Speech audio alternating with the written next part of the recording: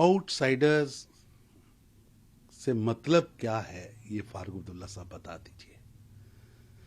Election commission के norms के मुताबिक 18 वर्ष से ज्यादा आयु वाला हर भारतीय अपने प्रांत में जहां वो रहता है वो वोट बना सकता है। तो जम्मू कश्मीर में रहने वाले नागरिकों को जिनकी 18 साल से ज्यादा आयु हुई है उनके वोट बनने चाहिए। आउटसाइडर से उनका अभिप्राय किसी धर्म से है, किसी पंथ से है, किसी जाति से है, मेरे को समझ नहीं आ रहा।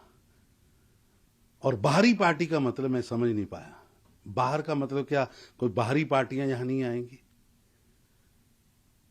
मतलब क्या पाकिस्तान तहरीके पार्टी, इंसाफ पार्टी, इमरान खान यहां आ गए हैं क्या? क्या पाकिस्तान मुस्लिम लीग से शरीफ फैमिली यहां आके इलेक्शन लड़ रही है? फारूक अब्दुल्ला साहब, समस्याओं को उलझाओ मत, भ्रम मत पैदा करो। देश की हर राजनीतिक दल को देश के किसी भी कोने में जाकर चुनाव लड़ने का अधिकार है।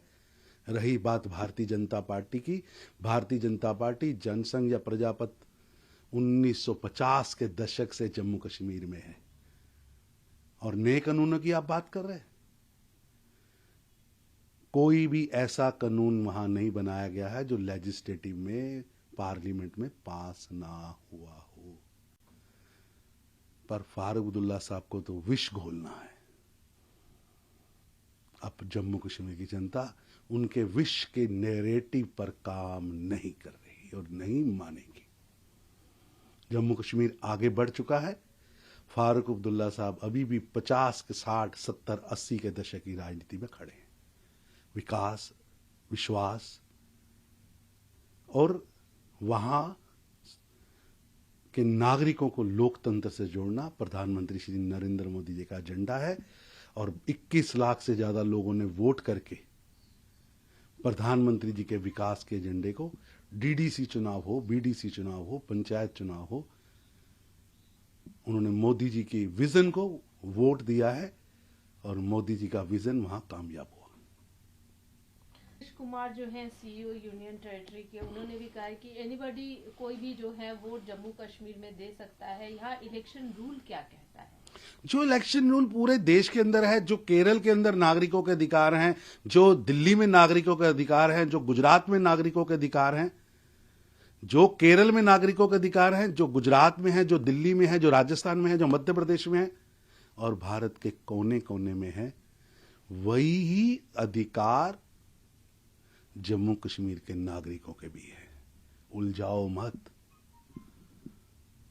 एक भी उस व्यक्ति का वोट नहीं बनना है जो नागरिक नहीं है, उसका ही बनेगा जिसकी 18 साल से ज्यादा आयु है। और फारूक अब्दुल्ला साहब, वोटर लिस्टें हर पॉलिटिकल पार्टी को दी जाएंगी, ऑब्जेक्शन करने का मौका भी मिलेगा। और अगर आपके ऑब्जेक्शन में दम होगा, सत्यता होगी, सत्यापन होगा, तो चुनाव आयोग उसको स्वीकार करेगा। लेकिन जम्मू कश्मीर के नागरिकों को बाहरी कहकर अपमानित मत करें। सर, की अगर बात करें तो उनके जो मौत हुई थी, जो शूटर थे, उनको गिरफ्तार किया गया है। पंजाब और दिल्ली पुलिस के जॉइंट ऑपरेशन में ये बहुत देर लग गई। एक एक दोषी पर कठोर कार्रवाई होनी चाहिए। कोई भी दोषी बख्शा नहीं जाना चाहिए और पंजाब पुलिस को फ्री हैंड देना चाहिए। भगवंत मान जी को दरबारी राजनीति से बाहर निकालकर पंजाब पुलिस को स्वतंत्र काम करने का मौका देना चाहिए। अगर बात सर ओवैसी ने जो बयान दिया है उस पर क्या कुछ कहना है आपका? ओवैसी साहब रॉन्ग नैरेटिव पर काम कर रहे हैं। देश के अंदर विकास हो रहा। 12,000 करोड़ रुपया देश का कृषि बजट था जो 1.25 लाख करोड़ पहुंच चुका है। ओवैसी साहब, आज देश के अंदर ऐसी सरकार है जिसे नरेंद्र मोदी जी लीड करते हैं, जिन्होंने देश के नौजवानों को रोजगार युक्त करने के लिए स्किल मिनिस्ट्री बनाई है। देश के नौजवानों को रोजगार युक्त किया जाता, हुनर युक्त किया जा रहा है। लेकिन ओवैसी साहब को तो दिख नहीं रहा, शायद गलत चश्मा लगा बैठे हैं।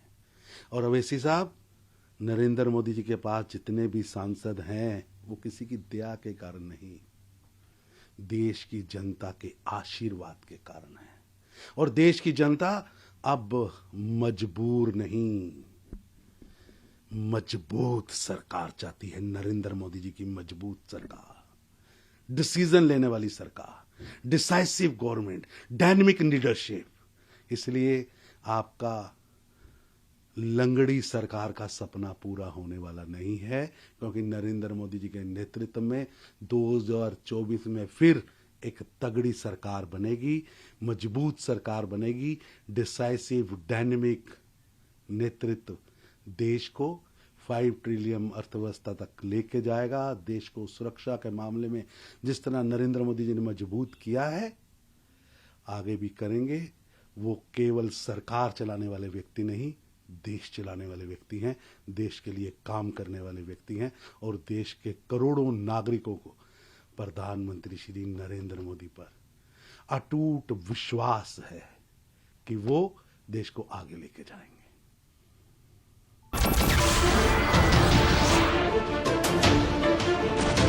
नमस्कार, मैं हूं संदीप चौधरी।